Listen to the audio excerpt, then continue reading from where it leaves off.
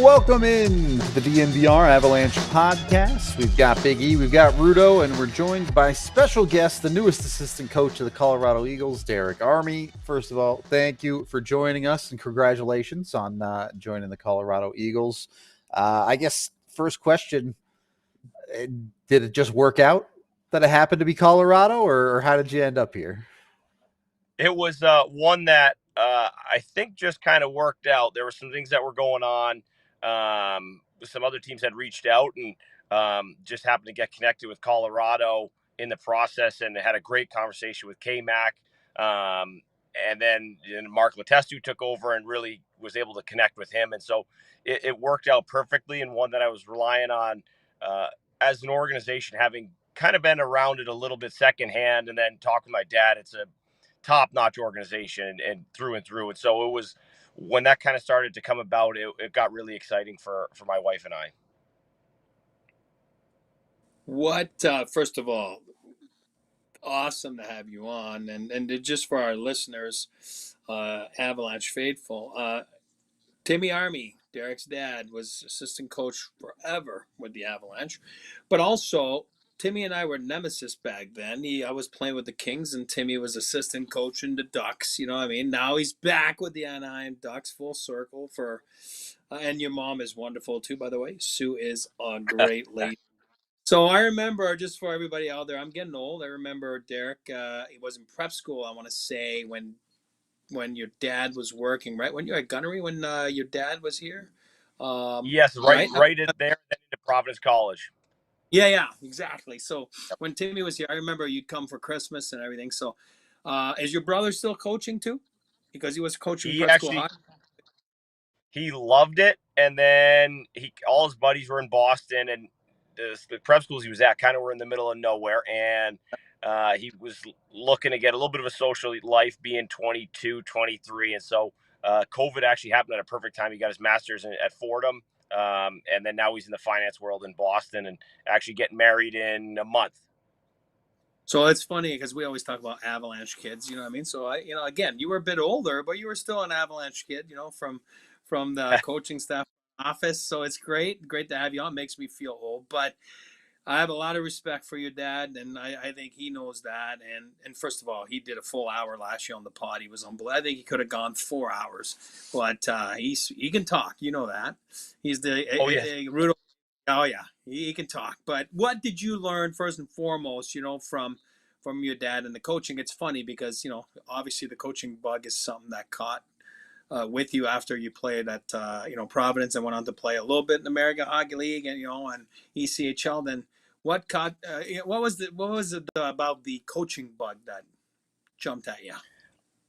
I think as a kid, obviously you always dream of winning a Stanley Cup as a player, and that's your focus. And so for me, though, I kind of grew up on seeing the backside of things. And so I remember as a kid, I don't know if you remember that show, NHL Cool Shots.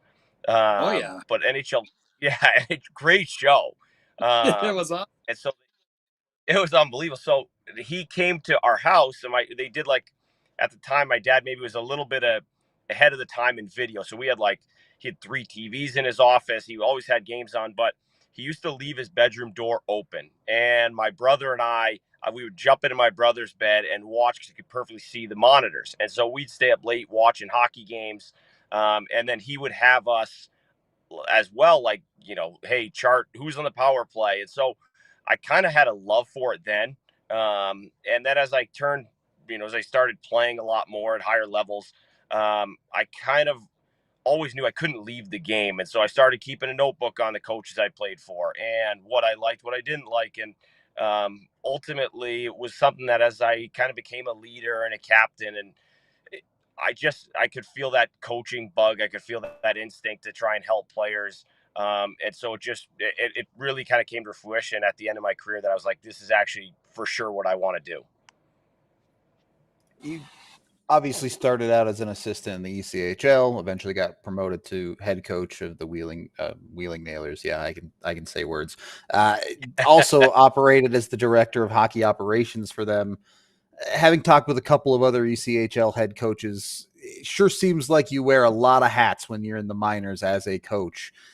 How does that evolve as you kind of move up through the ranks? Are you expecting to be scrambling maybe the same way you were in the ECHL, or do you have a more set goal when it comes to being an assistant with the AHL and the Eagles? Yeah, I mean, there's a lot in the ECHL. You know, you have to make sure travel, apartments, everything's set. You have to make sure immigration for each player is set. Then, you know, all the outside things, scheduling the arena, making sure meals and little things that, like, you know, aren't hockey related. And then you get into the hockey side of things, and now we're talking recruiting, keeping aware of college free agents, their agents, building the relationship with the agents. And then you finally get to the actual hockey portion, you know, where you're doing your analytics, your video, post game practice, all these things. So there's so much that goes into it. And, you know, I'll miss the work. I don't think my wife will necessarily have me, you know, miss as much time as, you know, there wasn't really a summer off. But it's one that now I'm excited to kind of put my energy into one thing. And I think as coaching now is you really get to worry about just coaching and building a relationship with the players and continuing to help them grow. And so, like, a deeper dive into hockey is what I'm most excited about, and not having to worry about all the other things. Not that I didn't love doing it, but that's kind of the thing that I'm excited to just be at practice, not have to worry about, okay, I have to get off because I have to have a trade conversation. Like, you know, I'm in the moment at all times. And I think that's the beauty of coaching, and one that I'm most excited for is to kind of shorten it a little bit, and same amount of work, but just kind of now put it into one focus, have my gun sight set on one destination. You were captain for the Wheeling Nailers for a little while through your playing career. Can you just talk a little bit about how that connection works between the guys that wear the letters, the head coach of the organization, the assistant coaches? How does that system all come together, and how similar is it, I suppose, from team to team? Yeah, I'm sure it's a little different everywhere. Like, for us, it was important that we had our leadership group, and it was always, you know, the captains, and we'd have them pick a young guy to come in, and everything would be mapped out, what we wanted to do for the week. And you know, I didn't make a decision without having kind of their support or even getting their feedback. So even if it was something that I disagreed with, at least I knew what they considered. So I think it was really important for me as a coach to rely on the leadership group. As a player, you know, you're that voice between the players and the coaches. And so, you know, you can't be afraid to hold anything back, because then, you know, you're letting the young guys down who maybe aren't feeling heard, or they're not getting as much time on the ice as they would like in terms of practice or development. So I think it's an important role to kind of be able to go in between the head coach, assistant coach, and kind of the, you know, even the young guys or the PTO guys is, you know, hey, this is what you're the voice for. And then obviously setting the standard for the coaching staff, that if, you know, whatever that may be, like, however you want to play, they have to embody that, and they have to, you know, show that for everyone else. I'm gonna maybe touch on some. I don't want to bother you with it, but like, I know you just missed it at Providence, right? The championship, right? That championship you Yeah. just missed. So that's what I'm saying. I don't want to touch on anything like, you know, to do anything bad there, but it's a little bit relevant to, you know, maybe joining the Eagles, in the sense that, okay, so it takes a few years to lay what you were just talking about, the foundation and the culture, and, you know, and all of a sudden you were a big part of that, you know, with that leadership group, and then you leave, and the mark is left, and they do go on to win the national championship, right? You know, so are you looking forward to doing something like that, obviously in the coaching ranks now, but at the American League level? For sure. And that was that was something that was hard at the time. But as I thought about it, for me, when I went into school, we missed the playoffs my freshman year. And then my senior year, we got to the Elite Eight. And that was the first time they'd been the NCAA since, 91. It'd been like 20 years. And then, they went into next year. And for me, it was, you feel like you missed out. But at the same time, it was something that you built. I was like, I built 60 floors of a 100-floor project, and we kind of built the foundation. They just finished it. And so still was exciting. And I think, yes, at the American League level, it's something that I think, the Colorado Avalanche are, it's no secret they're knocking on the door again. And it's how can you get those pieces to come up and make an impact for them in the playoffs. And we've seen it. I saw it firsthand here in the Pittsburgh organization. Actually, my first years in the ECHL, I think we had 6 players play in the NHL, and we had 4 win the Stanley Cup. Tom Kuhnackel, Carter Rowney, JSD, just rolling through, or Josh Archibald win the Stanley Cup. And so they all appeared in Wheeling the year or 2 prior. And so I think it's important that you get those guys who are on lower end contracts or depth players who can come up and make an impact. And so for me, as I look to, the Eagles, obviously, our goal is to win a championship with the Colorado Eagles. And I think there's some great players there, but also our job is to make sure that there's players ready to go up and win a Stanley Cup. And so that's the exciting thing, is that, you never know, you can make an impact on some player who, you unlock something, you find something, or you just help him, get to the best of his abilities. And now you're looking at a Stanley Cup in the organization. So that's kind of the exciting thing. And that's where you maybe build 60 stories of a 70-floor project. And so for me, I think that's kind of my thought going in is, how can you help the Colorado Avalanche? But at the same time, I'm not losing focus that I also want to win with the Colorado Eagles.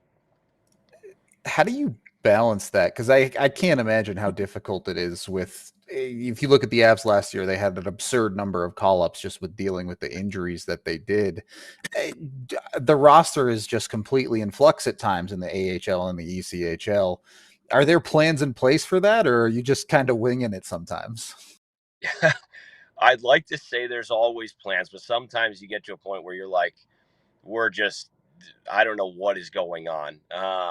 So, it happened to us at the end of the year this year, where going into playoffs, we kind of lost a large chunk of players, and it just happens. Pittsburgh gets hurt, and Wilkes-Barre then gets hurt, and it just trickle down effect. But is one that I think you set the standard for early. And for us, our thing we always talked about was that, no matter who's in the lineup, we want to win. And so making the primary focus within development that it comes with winning. And, one of the things we talk about is like, if you're going to go play in a Stanley Cup final with Sidney Crosby, or in this case, Nathan McKinnon, you can't be soft. You can't anticipate that it's going to be easy. So you can't take the easy road throughout the year because it's going to be easy to win a Stanley Cup. No, you have to play in these hard moments. You have to play in these big games. Even if it's at a lower level, you have to be in these intense situations every day. So that way, by the time you get to the National Hockey League, it's nothing to you. And so we kind of always put that as our focus, was winning was the important thing, but also making that so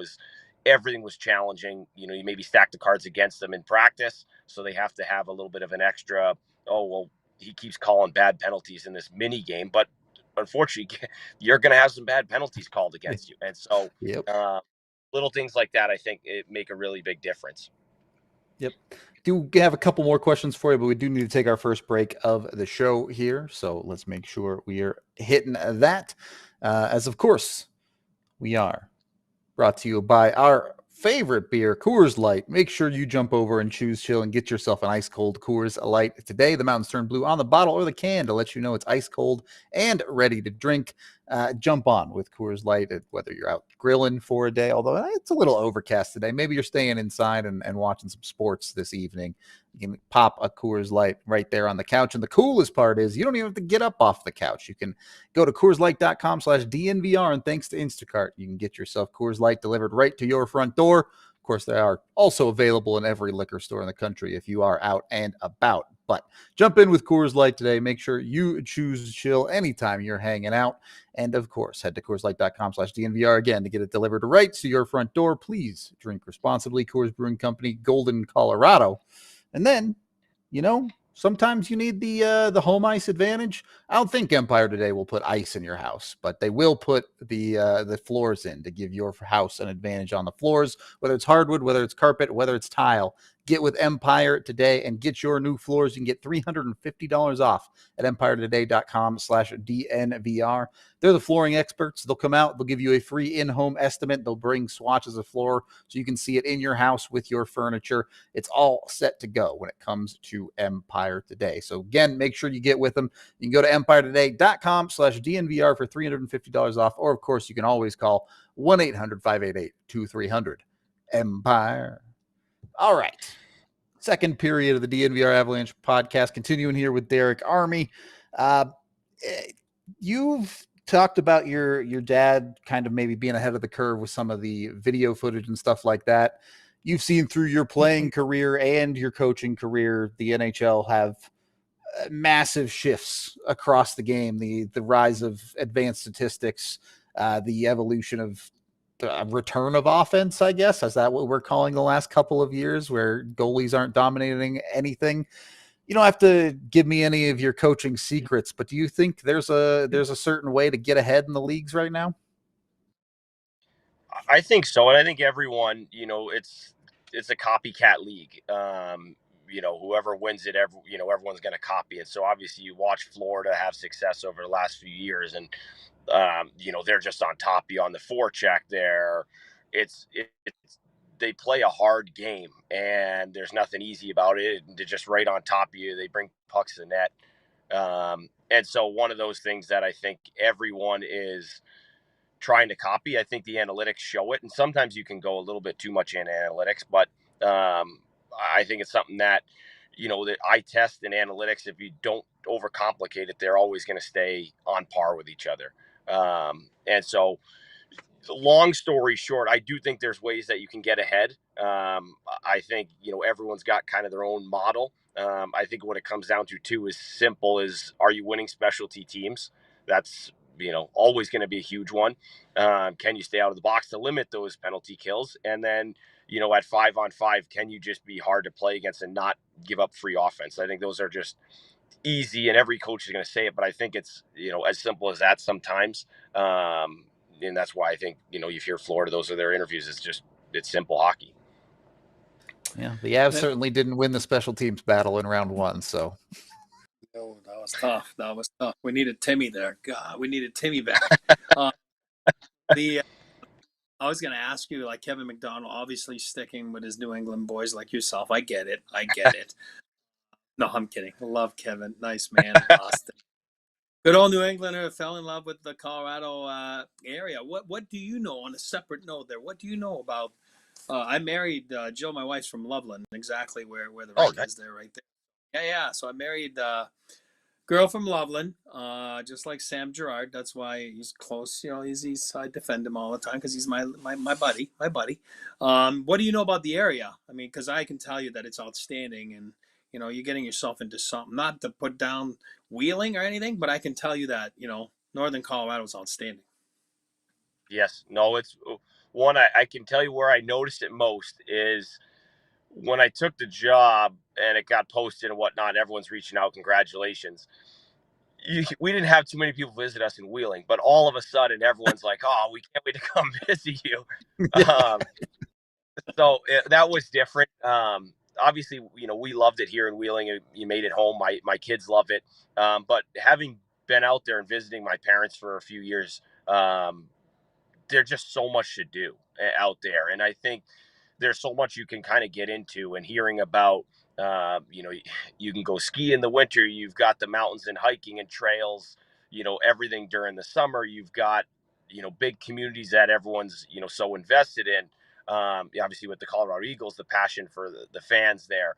I think there's no shortage of activities to do. You've got colleges here and there. You've got a lot of sports. And so I think for me, it's just kind of all the things that we can get my family to. And for me, I remember the zoo. I know my kids will absolutely love the zoo. I think there was an animal sanctuary that my kids will also love.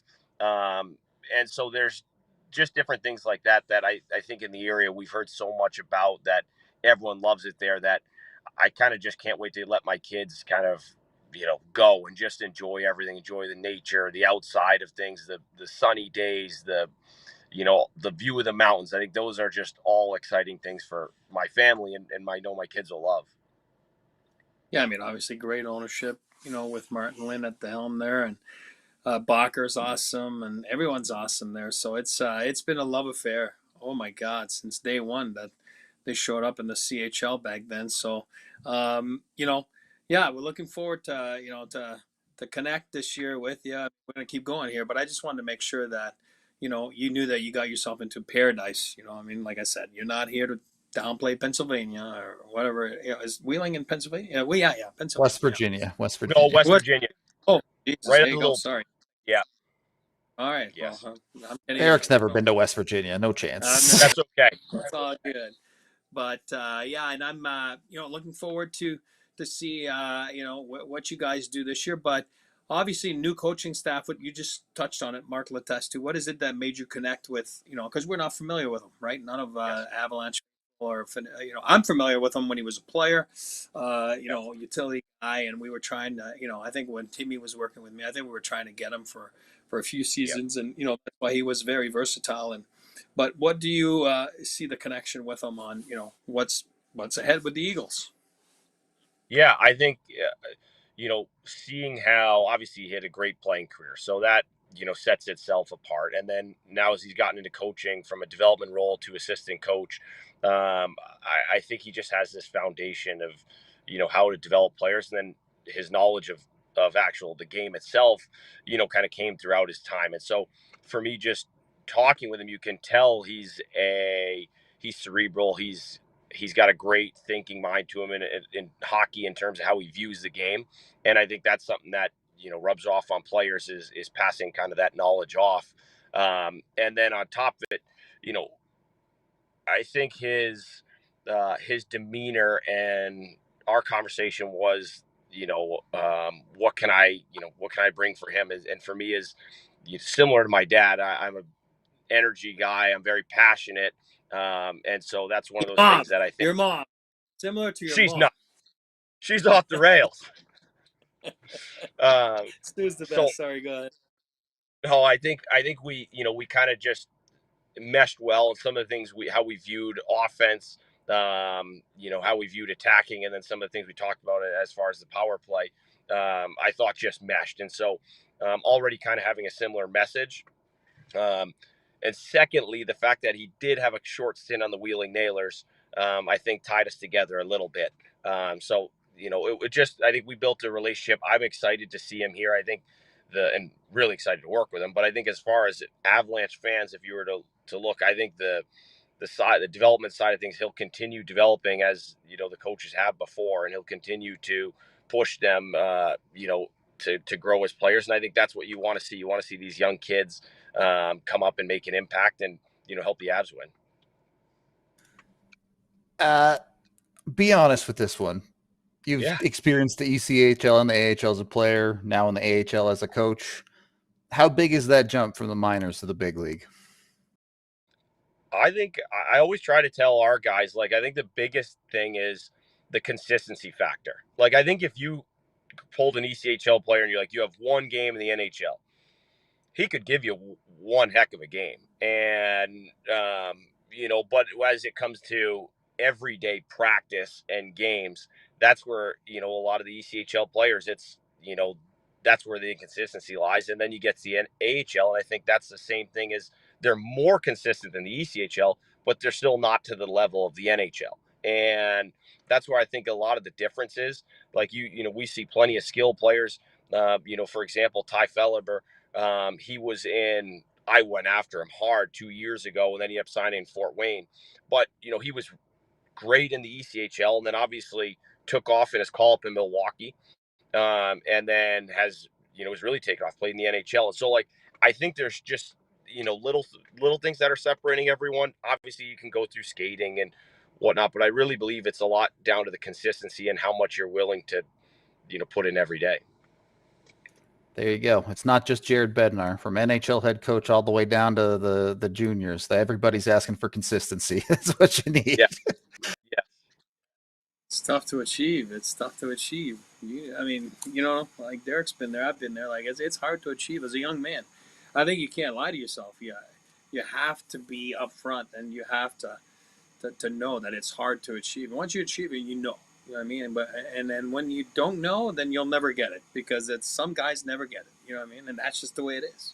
But yes, it's like if you have I always found like the guys who are, you want them to go run around and be tough, and which is great, but then they only do it, 2 out of 6 games. And so like, what do you get at the next level? Or if you have a goal scorer, you can't disappear for 4 games and be a non-factor. And so like, it really, I think is playing, knowing what you are or how you can move on, and then being able to make sure that every day, even in practice, that everyone's like, oh, he's got it. Because I promise that, let's say a player goes up to the Avs, you don't want him just being a back of the line guy. You need him to be full go in practice. Well, I mean, that's all I got. And like I said, it's makes me feel old. Like, thank you very much. Not that you were little. I mean, obviously now you got the little kids that were playing knee hockey in the locker room. Now they're all getting drafted, so it's crazy. But it's kind of nuts, and we're glad to have you, and we're glad to welcome you to Colorado. We're going to see lots of you, and especially here when are you in Colorado? I mean, you guys aren't there yet. Are you? You and your wife and the family, are you in? We're still in Wheeling right now, going through the pack up process, and then we'll kind of make our way north for my brother's wedding, and then make our way out there. So we got a lot of moving parts. We actually just had my third kid, my second daughter, a week ago. So congrats. Thank you. It's a great time to move. Awesome. Yeah. Throwing a lot at my wife, that's for sure. I didn't make it easy on her. Thank you, Mark, with us too. Kevin McDonald, Avalanche. Great job. That's awesome. You're going to fit in nicely. I speak so highly of your family and your mother, your dad. I remember you as, like I said, a fine young man, and I'm sure you're going to be outstanding there. And I think we haven't seen a lot of turnover, with the Eagles and the Avalanche the last few years. You know what I mean? So kind of nice to see some fresh ideas, and we know you're going to do fantastic, and we're looking forward to seeing you out there, and especially starting very shortly. So you just get your rest right now, even though you can't. You know what I mean? Like if you got a newborn, but. Shortly we're going to see you there and have some fun there in training camp and all that kind of stuff. So, Eric, I got one question for you, if I got time. Yes. Yeah. Give me your best Avalanche moment. Like that stands out as like this is the one I think about. Avalanche moment. I'm going to be very generic here, and it's funny because I wasn't even part of them. And it was the 96 and 01 when the buzzer came. You know what I mean? My family was winning the cup. You know what I mean? I didn't win the cup, but my family won the cup. And for me, that was big. And that's the Avalanche. And my dad and his Avalanche family. So unfortunately wasn't part of those two. But that's for me, those are my big, because you said it earlier. It's all about winning, right? You want to win. You know what I mean? And for me, I didn't get to win with the Avalanche. I didn't get to win with your dad with the Avalanche. We were in those rebuilding years, you know what I mean? And your dad was awesome. But when you say Avalanche moment, for me, the buzzer comes, and both times I was there, and it's like, it was incredible. You know what I mean? It was incredible. As a fan, it's incredible, but as a family member winning it, can't beat it. It was amazing. A great question. No, that makes sense. And the last one I'll throw at you. The development you guys on the out, like, you guys looking on right now, what is this something that you're like, hey, I want, to see this in the development aspect, or this, I want to see the guys come up and do this? Yeah, we're going to talk about this on the show here coming up, so you can go on after you hang out there, because we talked about it yesterday, and we're going to talk about this, and I think it's we certainly want to see more, right? That's a little bit of the critiques that the Avs are getting right now, is they're not developing well. So that's going to be a big part of your job here. So I think it's a little more consistency with the call ups and a little bit more of success. That's what I was doing. Yeah, The Avs need a face-off guy. So if you can teach them face-offs, you'll be good. That's it's crazy how, like, it doesn't get talked about a lot, but like face-offs are legitimately like, you can make a living on just being a face-off guy. Yeah. Yep. Oh yeah. Lots of fourth line centers make a life doing that. Rudo But thank you so much. Thanks, guys. I appreciate it. No, we appreciate you coming on. Thank you again. Good luck on the season. I'm sure we'll talk to you again. But if you want to shout out anything, you're a coach. You probably don't want people to know your socials, but if you do, go for it. I have an Instagram. I actually don't even know what the handle is. So like, I don't spend a whole lot of time on social media, especially with kids. But yeah, so if you find me, I'm there. But other than that, Eric, you're gonna have to, when we talk, you'll have to you got to tell me some restaurants and some hot spots that I can take the fam to. I'll take care of you. I don't skip a meal. I'll take care of you. I'll send you all. Derek, thank you again. We're going to hit our second break of the show here. So shout out Colorado Eagles for hiring a good one here. Of course, we are DNVR at the end of the day too. So make sure you're hitting up the DNVR bar. Could be one of the spots. Great place to go. Also a great place to go, the Chicken and Pickle. You can head out to Thornton, get yourself some chicken, get yourself some pickleball. Jump in with them today. They offer indoor and outdoor pickleball courts, delicious food, Sunday brunch buffets, yard games, and a full bar with seasonal cocktails, local favorites, and so much more. That's 50 indoor and outdoor TVs, too, if you want to cheer on your favorite sports team. Basically, it's just a great place to vibe and hang out and get yourself some delicious chicken. Even if your pickleball skills are questionable, but your ability to eat is undefeated, and I'm looking at the guy next to me over here, Chicken and Pickle has you covered. You can swing by for their wood-fired rotisserie chickens, pulled pork, grass-fed beef sandwiches, salads, hand-cut fries, tots, whatever you want. Check it all out. Their full Sunday brunch buffet is available too. They're serving up good times on the court and great food in the restaurant. Visit Chicken and Pickle. A couple of different locations. They have one in Glendale, also the one in Thornton you can see on screen. Jump in. Family-friendly fun awaits at chickenandpickle.com to plan your visit today. Once you got yourself some delicious chicken and pickles, make sure you're also getting into the official vehicle of DNVR with Toyota. You can jump in at a bunch of your local front range dealerships and find the vehicle for you. They have them all, whether it be trucks, SUVs, sedans, hatchbacks, whatever, crossovers. If there's a vehicle, Toyota carries it. And all of them come with an option for four-wheel or all-wheel drive. 17 different types of vehicles with that option. In Colorado, you want that option. Let's be honest about it. The roads here sometimes not great, especially in the winters. So you can have that. Or if you're just an off-roader who likes to go get fun in the mud, you can do that with Toyota as well. 16 of those vehicles come with a hybrid or low emissions. That's more than anyone else out there. They have more vehicles in that category than anyone. So jump in with Toyota, whatever it might be. You can get with them at their local Front Range Toyota stores, including Auto Nation, Arapahoe in Centennial, Corbin Toyota in Boulder, Groove Toyota in Littleton, Mountain States Toyota in Denver, Stevenson Toyota East in Aurora, and Stevenson Toyota West in Lakewood. Toyota, the official vehicle of us here at DNVR and the official vehicle of the Colorado Avalanche. Third period of the DNVR Avalanche podcast. Some really good answers from Derek there that I kind of wanted to dig into more, especially on that development side when it comes to the AHL and the ECHL. For you, are these ultimately developmental leagues, or should these be professional leagues first and then NHL development second? Yeah, it's a great question. You got to have a little bit of a balance.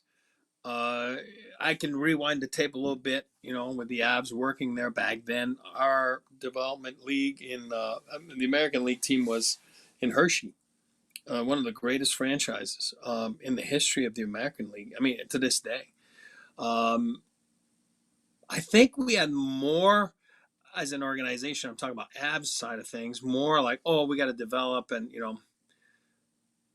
I don't want to say didn't care like that. Oh, they want to win because they want to fill the stands, and it's a private ownership, and so the balance wasn't there.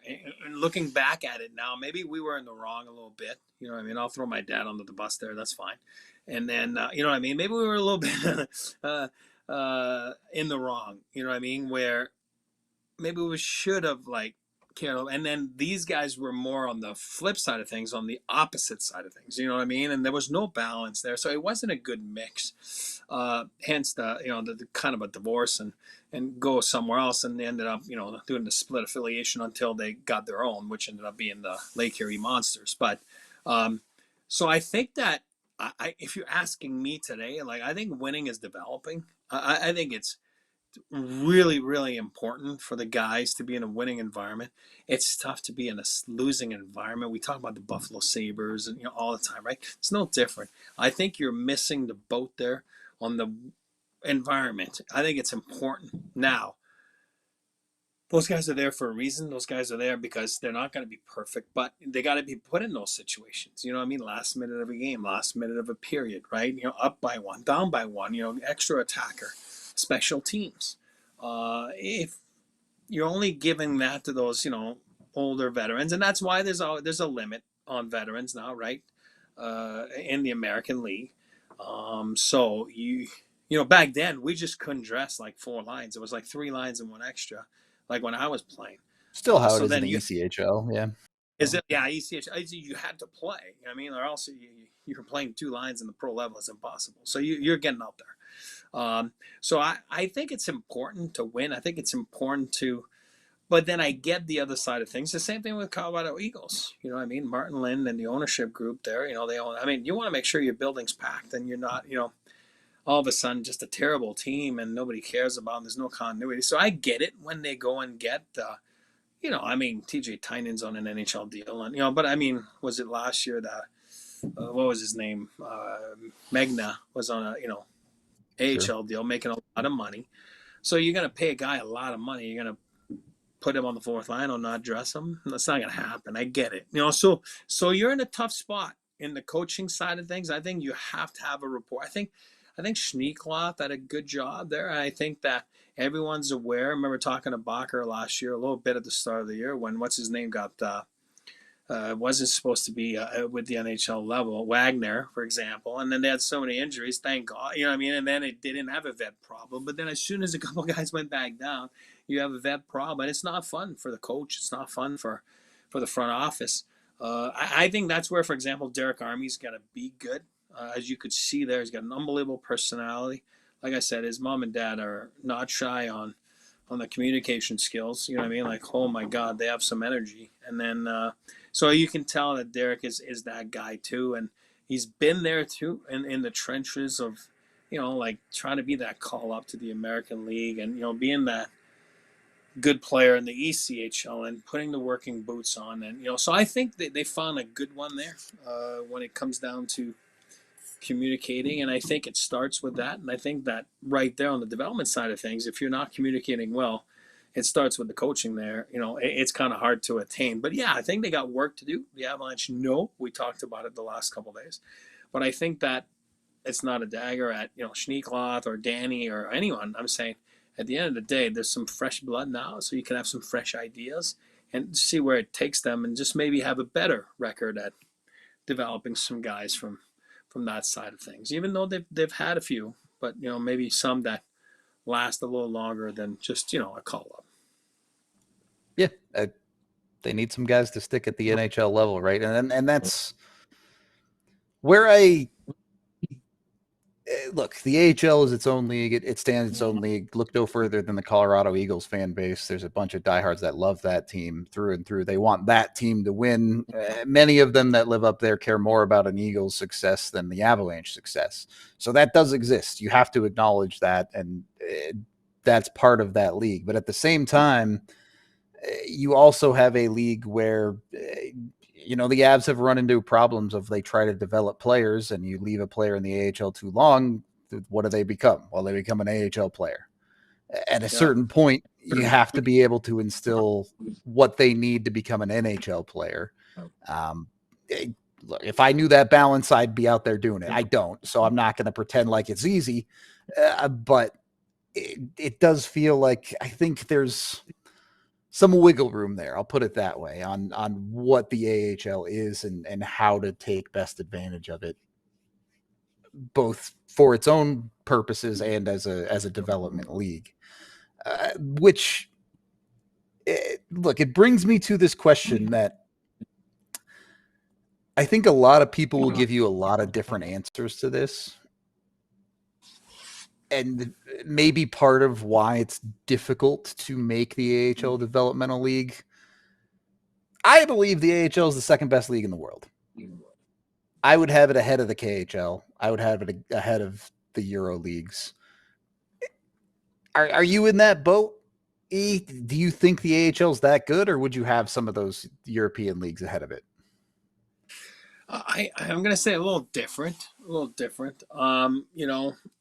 But I do believe I'll qualify in my book as the second best league, because of the talent that goes through and the talent that numbers are there that end up in the National Hockey League, right, over the years. So I don't know what the percentage is, but a boatload of percentage that play in the American League end up in the National Hockey League. Now, do I think that sometimes it's beneficial for a guy to leave the American League and go to the Swedish or Finnish, like those types of leagues that are a little bit different and more accentuated on defense, or even the KHL, right? That's, I just think that those leagues, maybe I'm wrong. I feel that they're a bit older, you know what I mean? Like the older guy that, where the American League, I feel, is a little younger. And so that's why it's a nice continuity from, whatever you call that, past your juniors or college or, before the NHL. So I think you'll learn a lot there. I do believe, I say it all the time, I'll say it again, I do believe everyone should go through the American League for a certain period of time, unless you're Macklin, Celebrini, or whatever. That's fine. Silver Spooners, right? So I think you need to get there. You'll learn from it. Derek was talking about it there. Like, you'll learn so much to be consistent, and it's not glorified, like under a microscope. That's what I'm trying to say. You're not judged, like, oh God, it's the American League, it's not the NHL, so there's not as much coverage, and I think you're able to develop at your own pace there, and that's what's important. But it's not easy to attain what I'm talking about, which is a consistency, and what Derek was talking about. But I don't know. I just feel that it's important to go there, and your mistakes are not as glorified, magnified, and then you'll learn to play within your team and to learn how it is to be a pro. And I think that's so important. And sometimes you come from those college or London Knights or whatever it is, and you play on a Tuesday night in I don't know, I don't want to put down the city, but some of those places, and there's 500 people, 400 people in the stands, and you're like, huh, what am I doing here? You know what I mean? So it's a rude awakening, and the hockey is good. A lot of people think that they're going to come over and just dominate. You won't. It's a good league. You know what I mean? So I think it's just important, and it's important to have the right staff. You know what I mean? And I think that's where the Eagles have always nailed it. They've always had the right staff at the CHL, ECHL, now AHL level. So and it starts with the ownership. So you can't go wrong there. Those guys are amazing, and you're talking about consistency. And there's guys like Gavin in the front office, and people like that Kevin in communication. They've been there since the beginning. You know what I mean? And it's amazing to see that what they've built down there. So the foundation is there.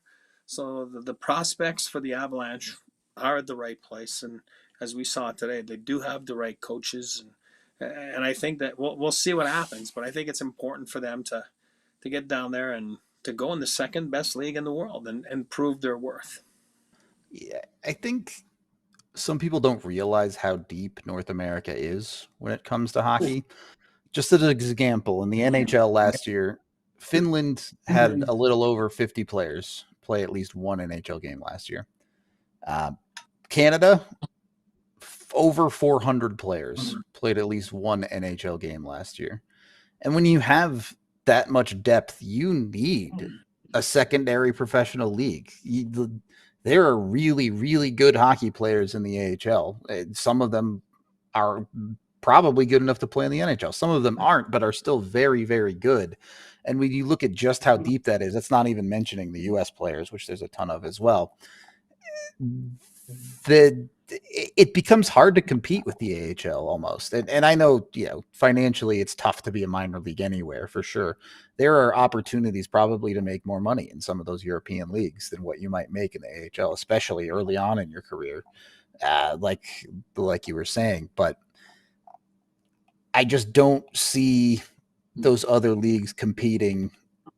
Maybe 10, 15 years ago, the KHL was a better league, but today I just don't see it. I truly believe it's the second best league in the world, which kind of brings me to my next question here for you, E.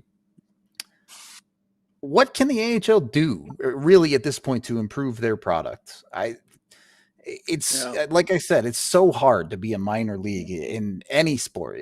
There's not a whole lot of glory anywhere, whether it be the G League for the NBA. Minor league baseball is a mess of leagues that many of which are barely surviving. Is there anything the AHL can do? Yeah, let me think, but also I want to go back to what you were just saying just for 1 second about the American League and, for example, the KHL. Like, you got to remember, like, the culture is so different. You know what I mean? For sure. If you're trying to go play in the NHL, then you're going on it's a different culture.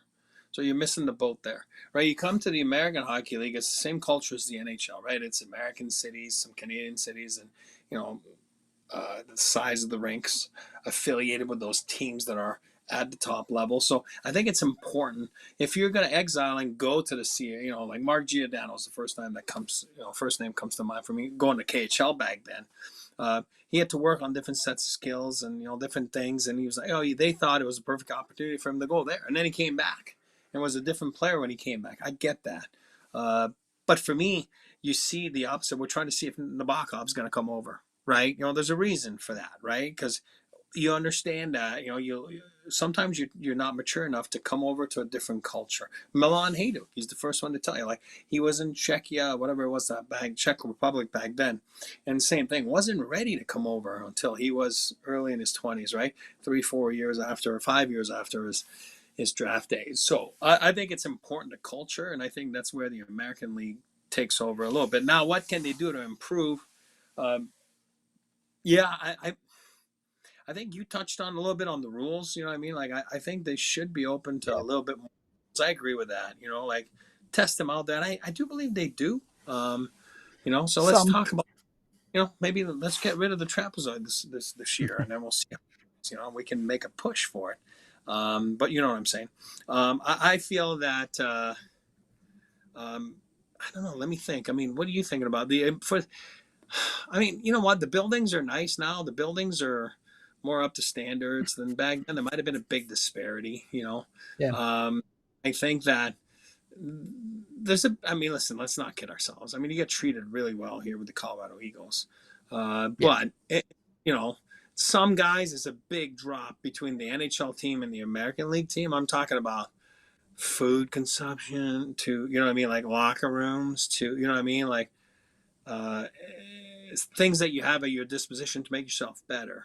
I think there's a bit of a drop off for some teams, but I think they've come a long way. And I think, David Andrews back then did an unbelievable job, all those years. And now it's Scott Housen, kind of took over. But I think there's a nice continuity with the NHL now improving. I think they're willing to listen, which is nice. And I think they do try to implement things that, have not gone the right way.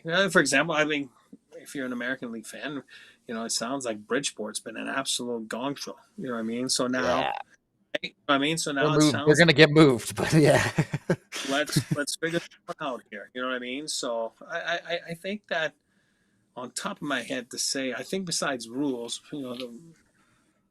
and I haven't been a player in so long in that league, so it's hard for me to say what's been, what can they improve, for example, on locker rooms or travel or whatever, or per diem or little things like that. Back then there was a big disparity. It was a rude awakening. If you were again sent down, to the American League, and you're like, whoa, But here's what I always found out about the American League, and I tell my kids that all the time. You had a way tighter group, tight-knit group of guys at the American League level than you do at the NHL level. Because usually you're younger, you're all hanging out together, you're all there for common ground, which you're trying to make it. I feel that the guys develop and form bonds that go a long way, at the American League level. And if you can end up winning it, I remember thinking back then, like, well, it's not the NHL, so you're playing there. What's it called? The Calder Cup, And it's like, it's not the Stanley Cup, But then you get into the playoffs and it's the same thing. And that's where you learn how to win. You learn how, not to lose. So it's crazy how similar it is. The AHL playoffs are regularly stacked with a bunch of NHL dudes. Like, let's not kid ourselves. Yeah, we had some unbelievable playoffs in Newfoundland, and I tell you one thing, like, you wanted to win, and it's funny because if your team's in the playoffs too, the NHL team, then it's funny how one call up can just absolutely mess up everything down at the bottom. You know what I mean? So you're not just at the mercy of injuries there; you're at the mercy of call ups. You know what I mean? Which again, oftentimes happen with injuries, but or trade or whatever, and it's just crazy how it can just kill your lineup. And then you're like, who am I playing with today? Like I tell you guys all the time, our equipment guy, Rob McLean, great dude. He was my right winger one game. So, you know what I mean? And never played pro hockey, but he sure played that game. The number one thing I would say the AHL can improve is the delivery of their product. Absolute number one thing. A lot of those buildings need better cameras. Some of those buildings have a camera thrown in them in a bad angle that it looks like you're watching it on a phone from 2008. The hockey is great, but in the modern era with HD television that has been a staple everywhere now, which really, truly, I believe HD television has helped revolutionize hockey. The ability to see what's happening on the ice at such high paces, and some of the feeds you get in the AHL are simply just not up to par.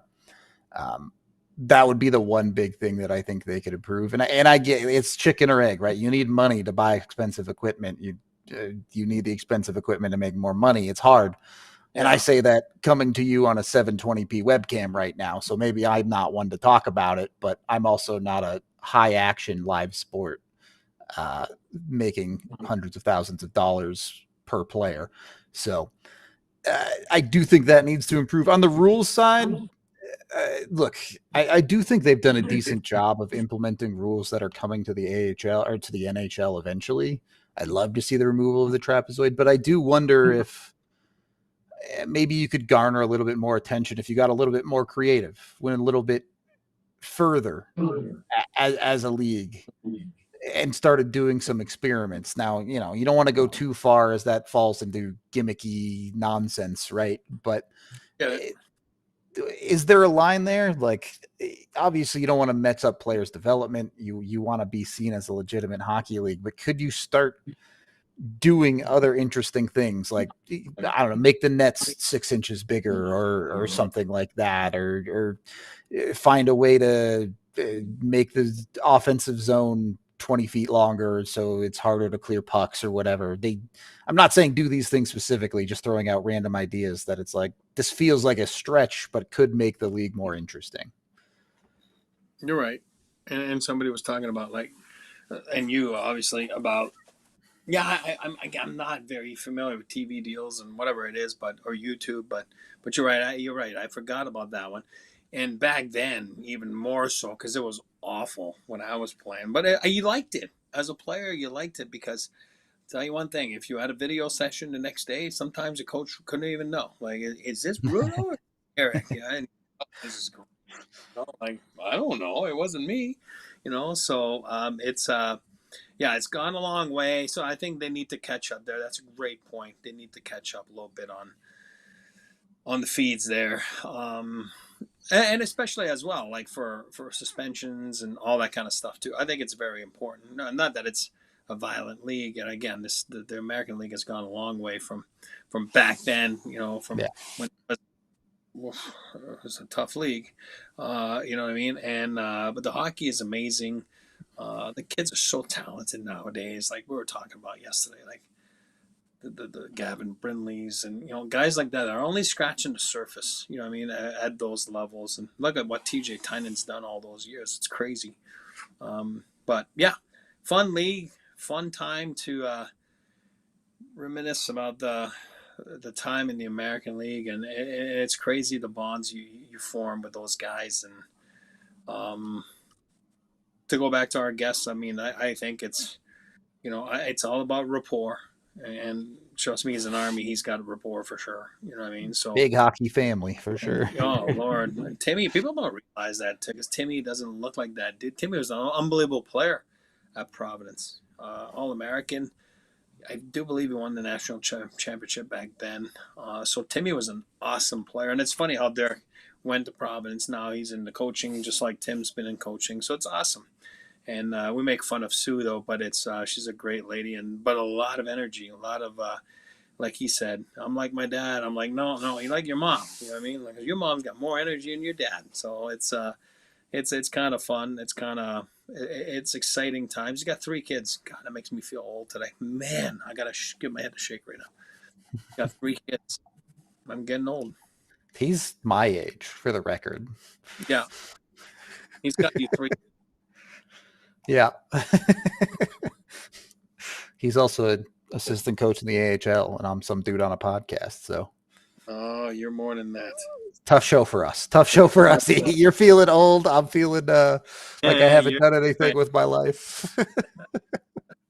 It's the way it goes. But look, it's a minor league is never going to have a massive audience. Let's not pretend like they're going to be a breakout league that all of a sudden is getting played on ESPN every night. That's not the reality of a minor league, but also they're necessary, right? Leagues like the NHL, the quality of hockey would dip significantly if not for leagues like the AHL to have players playing at a professional level, to have that intermediate step or whatever you want to call it from juniors or college to pro hockey. And yes, there are Euro leagues and there are other options, but like you said, it's not just the hockey. It's about building the NHL culture, and the AHL is in, I'm not going to say lockstep, but they're pretty well in line with the NHL when it comes to things like that. And I wish I had better ideas for how to help grow leagues like the AHL. It's just hard to do, but they're necessary.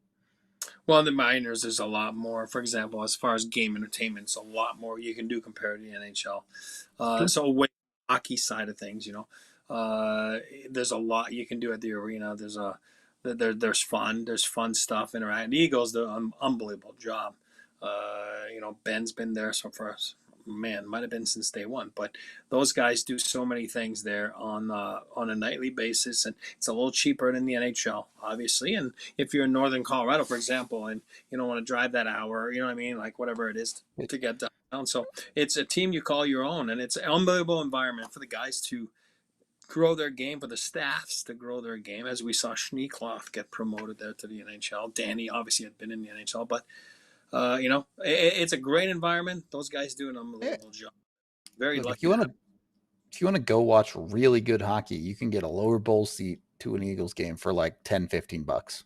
It's a absolute steal of a deal to watch really good hockey.